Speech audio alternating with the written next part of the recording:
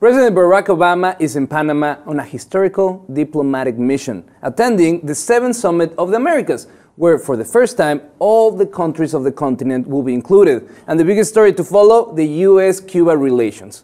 Turning the page on 50 years of hostility, President Barack Obama said he will soon remove Cuba from the US list of state sponsors of terrorism. He also had a phone call with Cuban President Raúl Castro, just the second time presidents from both countries speak since the conflict began.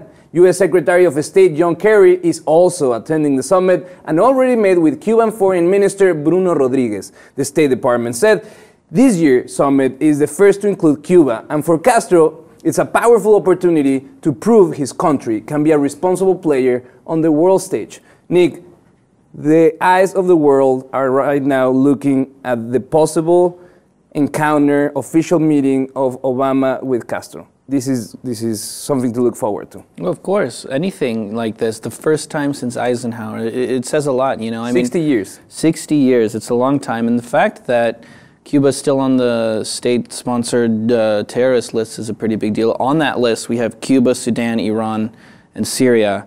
And they're on those lists for providing weapons and trainings to rebel groups in Latin America, because the U.S. has never done that. Well, but looking forward, this is what this whole summit might be about, is the fact that we might see an official statement from the U.S. government removing Cuba from the list, but at the same time, what exactly does that mean for the region? I think it means that the U.S. is giving a stamp of approval to Cuba to start participating actively on all the trade and all the bonanza that goes and travels north to south, but that Cuba has been restrained of participating because of the embargo. So I think this is a great first step. And there's certain human rights issues that we would like to talk about with Cuba too, and this could be a good, really good opportunity for that. And like you said, just them meeting at all. I know we saw them shake hands at the late Nelson Mandela's funeral, which was a big deal. Ironically, Nelson Mandela was also on the terrorist list for quite some time, up until less than 10 years ago, which is pretty sad. But yeah, it's actually more symbolic than anything. I don't want to say more than anything, but it is extremely symbolic, and it does give us a lot of cool opportunities. And for the U.S., this is a very important moment because they come to the summit in a different light than before. 3 years ago, they were strongly responding against inviting Cuba to the summit at all. And now we are seeing that they might play along really, really well and might be the highlight of the summit.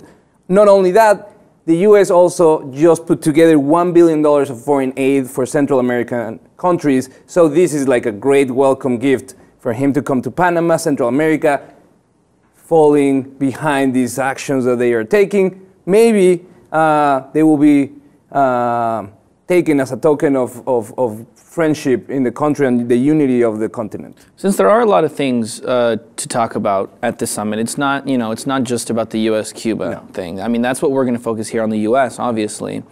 But I'm curious, what do other South American countries think about the whole U.S.-Cuba warming of the relations? Have they come out and said anything? Well, depending who you ask. The first one. Well, let's say Venezuela, for example. Most importantly, we've talked about them a lot in the past weeks. But what have they said? Here's the thing: Venezuela, they are approaching the summit. Maduro, the president of Venezuela, just recently, yesterday, he said that he's looking forward to the encounter with the president to see if they can start working together. So it's a complete departure of his previous speech of saying we're going head on against the U.S. and their imperialistic approach to our country. And now he just said, well, this is an opportunity for us to come together and work and see how we can start getting together, because they're seeing that they will be working together with Cuba, and maybe it's in benefit of Venezuela with all the oil crisis to play nicely with the rest of the continent. Right, it's good to see them come out and warm up to these kinds of things, but I'm sure Maduro probably won't let something like this kind of overshadow the other things that he's angry about, for sure. I mean, well, we want to know, what do you think? Do you think that the U.S. and Cuba relationships are finally get the seal of approval on the Summit of the Americas? Tell us what you think in the comments, and if you haven't, please subscribe to the Lip TV 2.